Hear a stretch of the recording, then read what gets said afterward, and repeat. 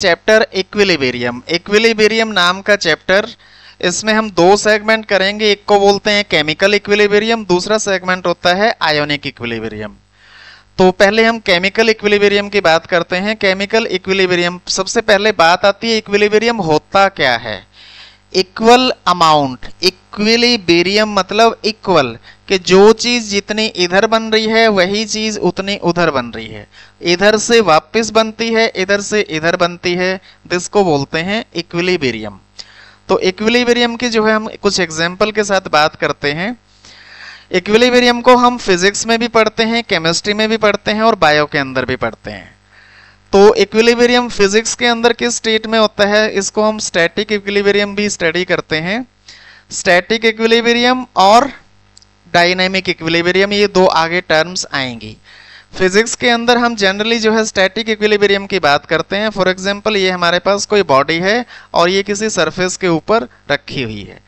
अब मैं इसको यहां से इधर धक्का लगाता हूं, 30 न्यूटन का मैंने इसके ऊपर फोर्स लगाया, तो बॉडी किधर मूव करेगी, इधर मूव करेगी।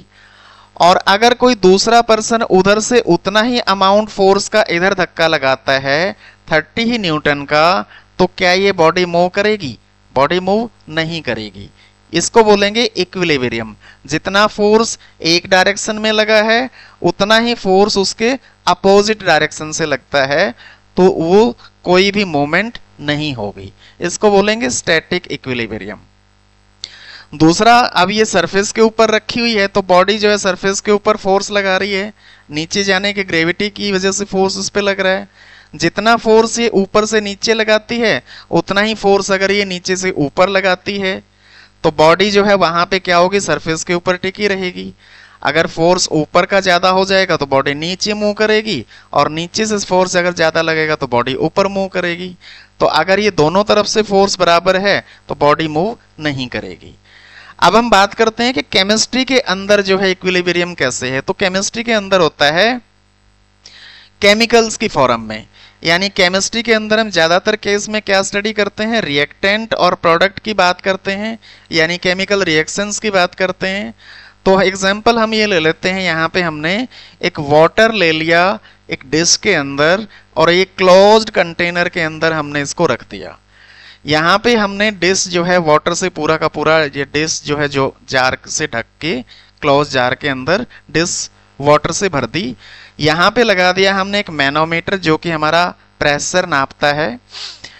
क्या करते हैं, जब हम इसको नीचे से हीट कर देंगे, हीट इसको देंगे, तो वाटर जो है वेपर में कन्वर्ट होंगे, और वाटर वेपर में कन्वर्ट होंगे यानी कि पहले लिक्विड स्टेट में थे, उसके बाद वेपर स्टेट में आ गए।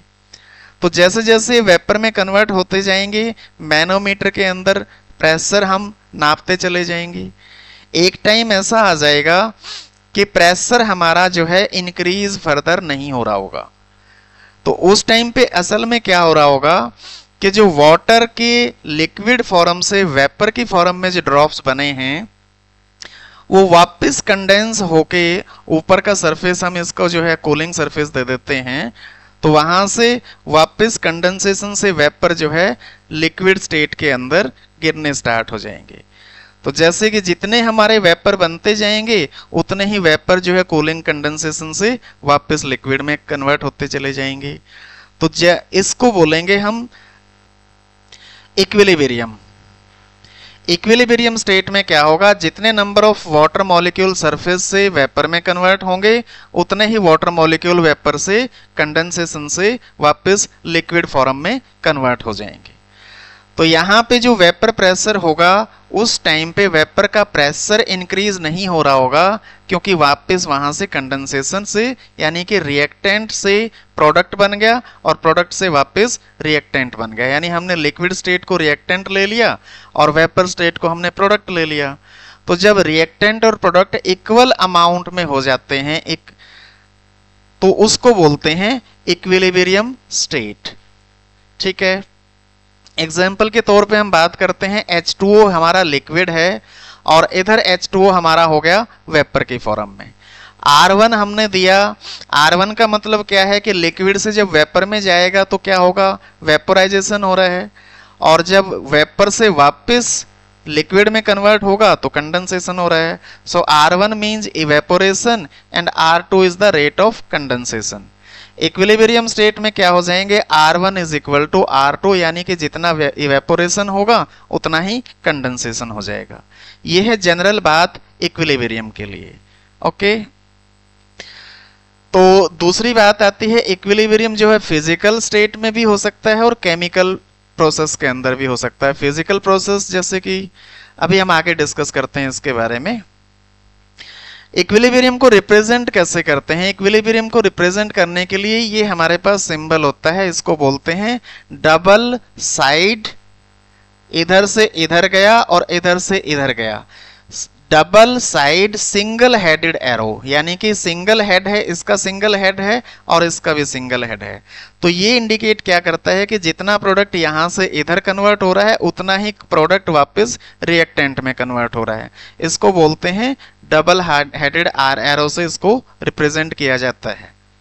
तो यहाँ पे अब बात आती है अगला पॉइंट, डायनेमिक इक्विलिब्रियम किसको बोलते हैं। स्टैटिक इक्विलिब्रियम की हम बात कर चुके हैं। फिजिक्स के अंदर फिजिकल प्रोसेस जो है, कोई भी बॉडी एक जगह पे रखी हुई है, दोनों तरफ से उसको इक्वल फोर्स लगता है, that is called static equilibrium.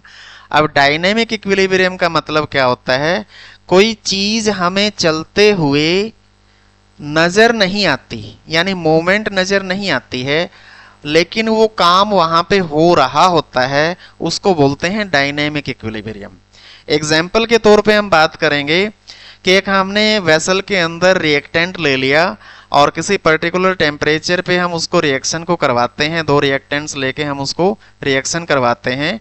तो स्टार्टिंग में हमारा जो रिएक्टेंट की कंसंट्रेशन है वो प्रोडक्ट में कन्वर्ट होती है और इनिशियली रिएक्टेंट की कंसंट्रेशन मैक्सिमम है, प्रोडक्ट की 0 है। तो उस केस में हमारा रिएक्टेंट की कंसंट्रेशन धीरे धीरे कम होगी, प्रोडक्ट में कन्वर्ट होती चली जाएगी। एक टाइम ऐसा आएगा कि हमारा जो रिएक्टेंट की कंसंट्रेशन है वो फर्दर डिक्रीज नहीं हो रही है, वो प्रोडक्ट में कन्वर्ट हो रही है लेकिन हमें कंसंट्रेशन डिक्रीज नहीं होती नजर आती है। इसका मतलब क्या है, प्रोडक्ट से वापस रिएक्टेंट भी बनता है।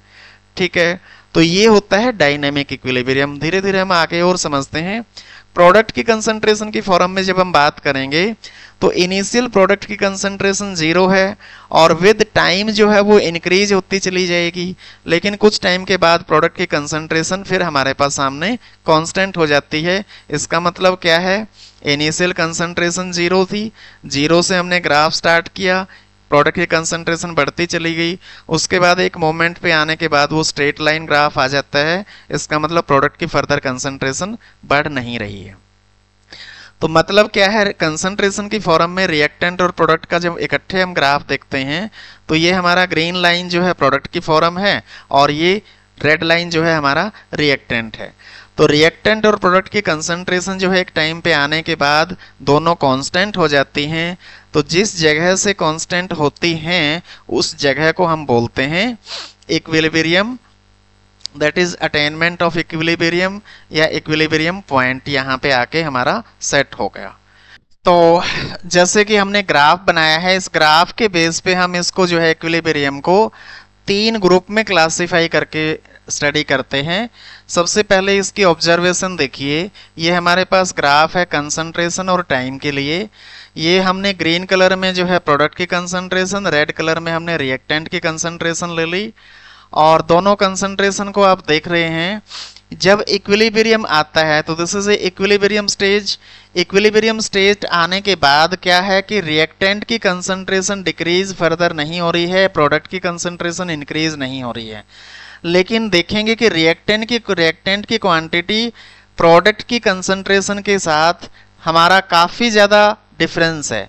यानी reactant, small amount of reactant product में कन्वर्ट हुआ है, स्मॉल अमाउंट ऑफ प्रोडक्ट बना है, लेकिन इक्विलिब्रियम आ गया है, हमें रिएक्टेंट फर्दर डिक्रीज होता नज़र नहीं आता और प्रोडक्ट हमारा फर्दर इंक्रीज होते हुए नज़र नहीं आता है। तो इस स्टेज में आप देखिए कि प्रोडक्ट और रिएक्टेंट की कंसंट्रेशन के बीच में काफ़ी ज़्यादा डिफरेंस है।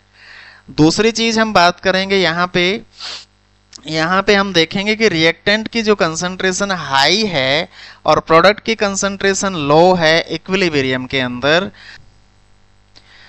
यहां से हमारे को ऑब्जर्वेशन मिलती है कि रिएक्टेंट की कंसंट्रेशन बहुत ज्यादा हाई है इक्विलिब्रियम के अंदर, मतलब रिएक्टेंट स्मॉल अमाउंट क्वांटिटी जो है रिएक्टेंट कन्वर्ट हुआ है प्रोडक्ट के अंदर, और स्मॉल अमाउंट ही प्रोडक्ट की कंसंट्रेशन बनी है इक्विलिब्रियम के अंदर।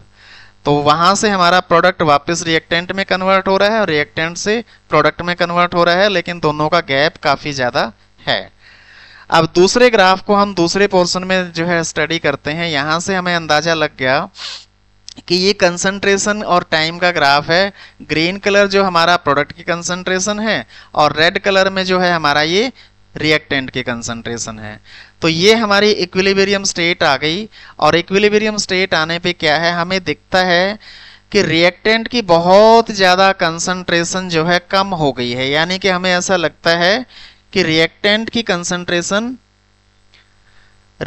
की जो कंसंट्रेशन है वो काफ़ी ज़्यादा कम हो गई है। ऐसा लगेगा कि नियरली रिएक्शन जो है ख़त्म होने पे आई है, और प्रोडक्ट की कंसंट्रेशन बहुत ज़्यादा बन गई है, लेकिन उसके बाद इक्विलिब्रियम आ गया है, तो रिएक्शन कॉन्टिन्यूटी में डायनेमिक इक्विलिब्रियम में है।